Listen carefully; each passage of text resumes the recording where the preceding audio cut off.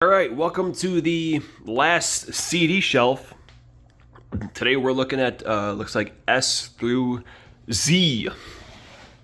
Fucking Rick Allen and Lars Ulrich are still dead over here because I'm shooting all these at once. So that's fun. Okay, first up we have Shiloh. Oh man. Actually, I discovered that this was the first song I liked on Spotify was this song Heavy Hands. Seriously, man, it's still like, all this time later, all these other songs I've been hearing, it's still like one of my favorite songs. Guys, check it out. Heavy Hands by Shiloh. It is just like it's so beefy, man. They're like another post-rock band, instrumental stuff. But yeah, that song is just it's really good, man.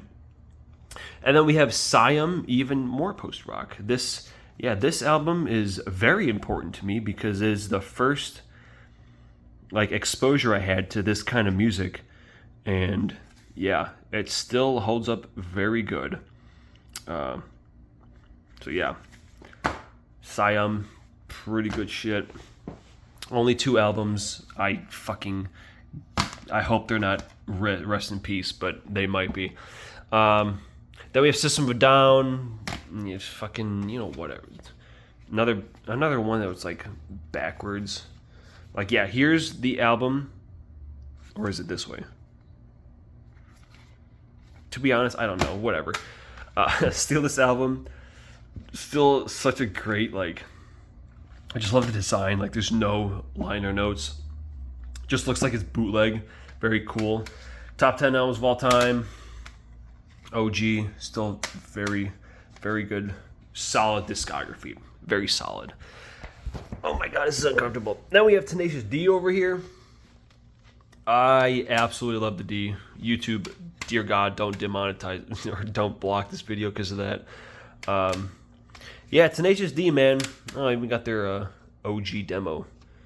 Because I got all this other fun shit too, which I'll talk about at the end. But yeah, Tenacious D, Jack Black, Kyle Gass, classic. Then we got Tool.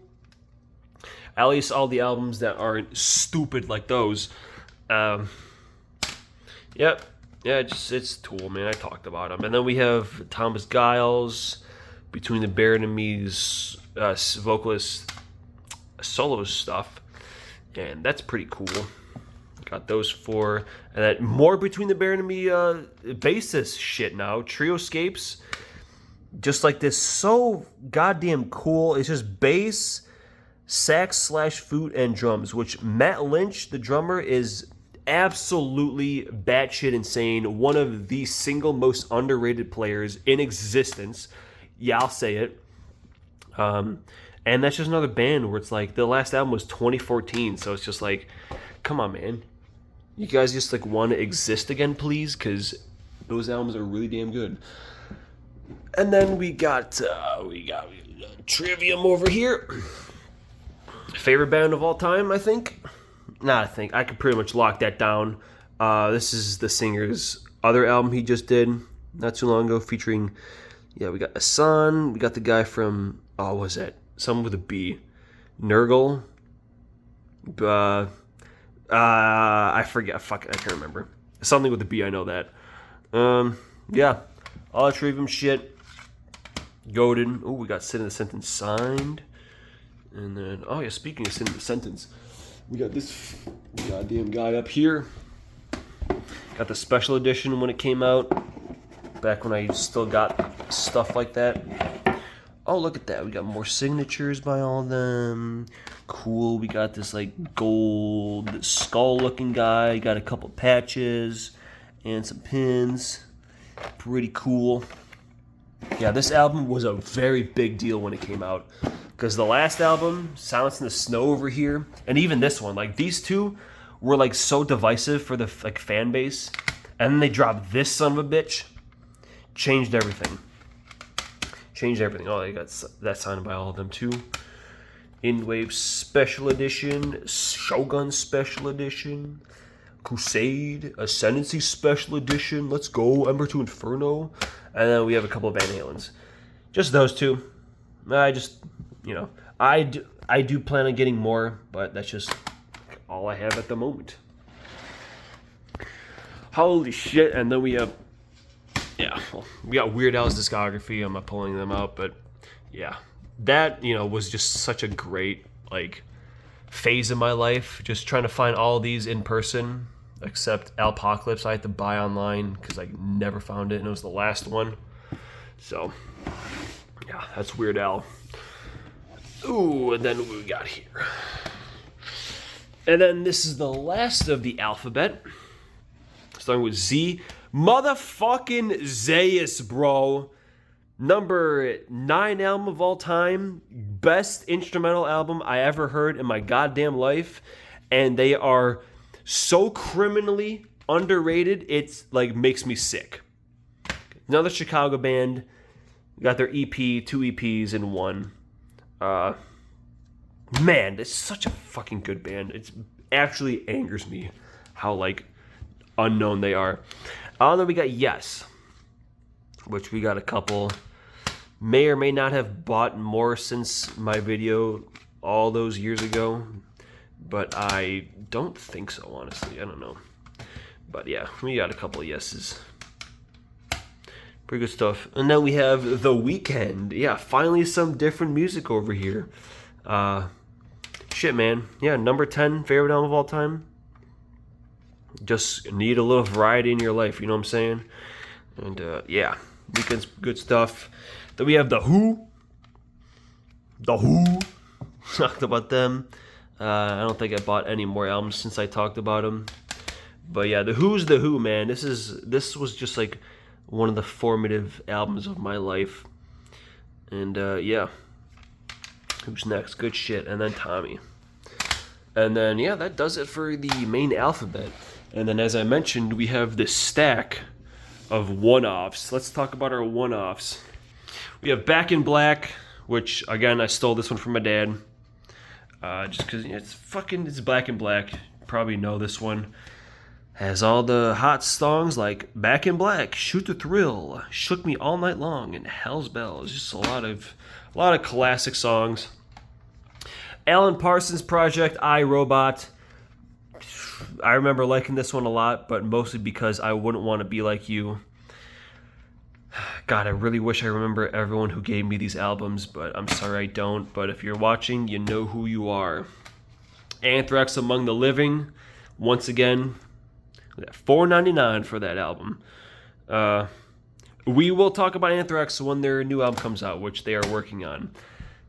Oh, God. Then we have fucking Asia.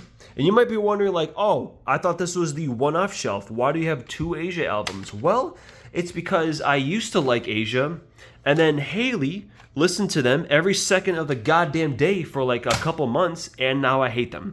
I can't stand John Wetton's voice anymore. So, that's a tricky one, but whatever. I still got him over here. The Only Good Boston album. Oh my God, what a letdown everything else is. I mean, even the one after it, Don't Look Back, it was okay, but nothing nearly on this level. Yeah, we have Collective Soul. This was a cool album because, as I remember, all the albums sounded like they were written by a different band, and it was just such a crazy variety on this record. More Rank Your Album stuff. Deep Purple Machine Head, this is just an absolute banger front to back. Highway Star, Lazy, Space Truckin', very underrated songs. I only say that because Smoke on the Water's on this, and that's what everyone knows, but probably the worst song on that album, to be honest. Goodbye Yellow Brick Road, all the way back from Rank Your Albums number 1. I got a fucking bootleg version of this album. Because I didn't know, and then I saw real copies of this, and it looks completely different, and I'm stuck with this fucking absolute trash. But whatever, man. Elvis Costello, once again from the first version of Rake Your Albums. This is from Alex. X-Pac. 20% Amnesia. I remember really liking that album or song. What we got here? Emperor. Someone just gave me an Emperor album for this upcoming Rank Your Albums, and it's not this one. But to whoever you are, yes, I know Emperor, but I don't know. I haven't really dived into them. Franz Ferdinand. This is yet another Rank Your Albums suggestion, and this one was just really good. Very good album by a band, whatever. Then we have this Godspeed You Black Emperor. It's like F sharp, A sharp, whatever the fuck they want to call it. Oh my god. P.O. Box, Chicago, Illinois. How about that? From 98. Yeah, this is a album I bought a long time ago just because I recognized the name. And I know they're pretty big for the genre. Then we have Jimmy Eat World features, more Rank Your Albums, only $5, but it's kind of in trash condition. But yeah, that was a good album. John Petrucci, Terminal Velocity. This is just, the Dream Theater guitarist solo band project, whatever. Brought Mike Portnoy back. Very good, pretty good album. Kamikaze Vigilante, these guys are rip. But yeah, it was a pretty good EP. I remember buying this at the show. But yeah, God rest her soul. Oh, Mickey Hart Planet Drum. This is an interesting one because it belonged to Don, whoever that was. But I used to work with this guy, and he recommended me this album. If you remember, if you've seen my Aristocrats video, I mentioned how I gave that album to a guy and he listened to the whole thing. Same guy who gave me this one. Yeah, that's just cool thing. Kind of Blue. I bought this album when I joined the jazz band in my college. It's like widely regarded as the best jazz album of all time. So I was like, yeah, fuck it, I'll buy it. Mr. Bungle. This is just a crazy ass band. This is their first album, I think. Such great tracks like Egg. Great song. Yeah, just weird shit. Then we have The Ocean, which I just saw live. And this was my favorite album of theirs. But I don't remember it, but I remember very much liking it. Then we have OSI, which is, it's got a couple of recognizable names. Most namely Kevin Moore from OG Dream Theater. His band has Gavin Harrison and or Mike Portnoy on half of these albums. I don't know which one has this one, but pretty good. Paul Simon Graceland, another Rank Your Albums album. Pretty solid. Perfect Circle. More Rank Your Albums. Look at that. 99 cents at Goodwill. I don't think I actually bought this at Goodwill, though.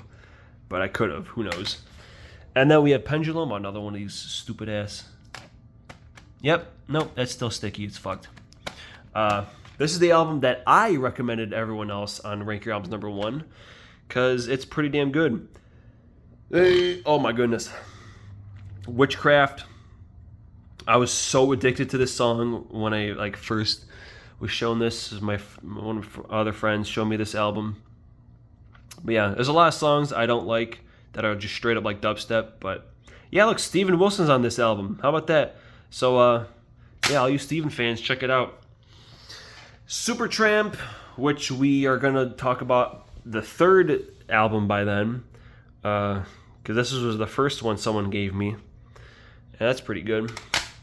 And then we have Weather Report, which is just like fusion jazz or some shit like that. I only know because Birdland, great track. Used to play that at jazz band. And yeah, that's oh my fucking god, there's still another one. Guys, I've been doing this back to back. I think it's been like an hour already talking about this shit, and my throat's feeling it. But we gotta talk about this stack. Now this stack is just like, this is just the random shit pile. Just like anything from live to documentaries to just random ass shit. Okay, first of all, we have my debut EP, Cal Swing, Dirge's name was Explorer. Check it out. Then we have The Miners. This is a solo project of mine with good old friend Josh. We have 2 albums, and it's all about Minecraft. This shit's crazy, but this stuff is on YouTube if you really want to hear it. Look at this. We have even this seven-part epic, like 18-minute song that is probably like the pinnacle of my writing. Well, minus until the new EP comes out, which may or not be out already by the time this video goes up. But yeah, I actually put a lot of work into this, like more than I probably should have. Yeah, that's just some goofy shit. This is the first one all the way back from 2015. Don't mind those. Like I said, this is the goofy ass pile. All right, because up next we have the Spider-Man soundtrack. Now this is, if you guys don't know, there was a Spider-Man live action show from Japan in the 70s, and this is the soundtrack for it. Like I said, just weird shit in here. Okay. Well, besides this one, this is the debut album for my good old friend Nick Scarpinato. This is his first album. Pretty cool. Just pretty neat. And we have the Inside Bo Burnham soundtrack because the songs absolutely kick ass. Yeah, if you guys haven't seen that special, that was pretty good. That's the songs. Then we got just some Devin Townsend live thing. That I was like, yeah, fuck it, I'll buy it, whatever. Yeah, it's just kind of live. Then we got S&M 2. Metallica. S&M 2. We got live shit. Like I said, it's whatever. Live shit. Between the Bear and Me. This is their cover album I just threw in here because I was running out of space up there. So, and this is another one I just never listened to. But I own it, so whatever. Buddy Rich's Birdland. I bought this because of Whiplash. Yeah, pretty cool. I have another Buddy Rich album. Pretty neat. We have Carl Palmer working live, just a Carl Palmer live thing. So that's pretty interesting. Then we got the Borat soundtrack. Jesus Christ. Yeah, it's one of my favorite movies, man. And I saw the soundtrack. I was like, yep, fuck it. Let me buy that. So, got that. Oh, we have more Nick Scarpinato stuff. This is the EP, which I am on, actually. I play on this song. Pretty good. Pretty cool stuff. Then we have, more Nick Scarpinato shit. This is his old band, The Swindlers. They gave me their EP. So I have that as well. Then we have this dumbass Drake and Josh. Songs from and inspired by the hit TV show. It's not even like a soundtrack. It's just like we have the theme song, and then oh my god, Relient K. No shit. I wonder if Nick knows about that. That's the band that made his favorite album of all time. Yeah, it's just like I don't know why. It was like clearance for like $1, so I bought it because that's my favorite show ever. So I was like, yeah, whatever. Then we got the Super Mario 64 soundtrack. I don't know why. It wasn't that expensive. And I was like, oh, that could be neat. So, more random shit. Then we got a couple of BT Bam. This is the making of Coma Ecliptic, Colors Live, and then Coma Ecliptic Live. Yep, this live shit. And then this fucking album. We only got to talk about that one. All right, and then we have these guys over here. We got the Legend of Zelda Breath of the Wild soundtrack. It's pretty much my favorite game of all time. As if you couldn't tell. I have so much Zelda shit. It's crazy. And this thing was just the John Petrucci. Like, it came signed, but instead of signing just like the CD, they sent this other thing with just a signature. It's like, okay, whatever. Then we got the Future Bites, Steven Wilson. It's like just the Blu-ray super like surround sound system thing. Another thing that I found like super cheap. So I said, fuck it, why not?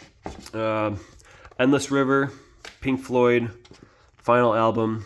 I remember buying this like when this thing came out. Bunch of shit inside. Misfits. I don't know if you guys have ever seen this, maybe, but yeah, it's like a booklet of just like, you know, a bunch of photographs and shit. I don't know, man. Only one song has lyrics. Yeah, it's just like photos of the shit or whatever. Then we got like postcards, weird looking design. Got some more of that shit. Got the boys over here. What the hell else is in here? Oh, and then both the discs come with 2 discs.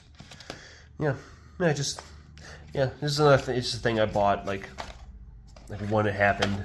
It's a big deal, man. It's like it was like the new Pink Floyd album. Like, that's kind of cool. I mean, it wasn't kind of new. I mean, it was a little new, a little old, kind of weird story on that. And then we have Fear Inoculum by Tool. Got the big, like, it's supposed to turn on, but that battery is definitely dead. And there's like a TV screen that plays like random shit. Yeah, that's Tool. There's like speakers on the fucking album. And then, of course, we have the, oh my goodness, 10,000 Days, weird, like, binocular thing. Yeah, well, it can't fit on the shelf, so I just threw it over here. And then, yeah, the Tenacious D original demo, only on cassette, and I don't have a cassette player, so I can't play that. And then I guess this is a copy of their original poster from way back in the day. And oh goodness gracious, that does it for the CDs. Those are all my CDs. Holy shit. Tune in next time when we talk about a couple of the vinyls, I guess. Alright, see you then.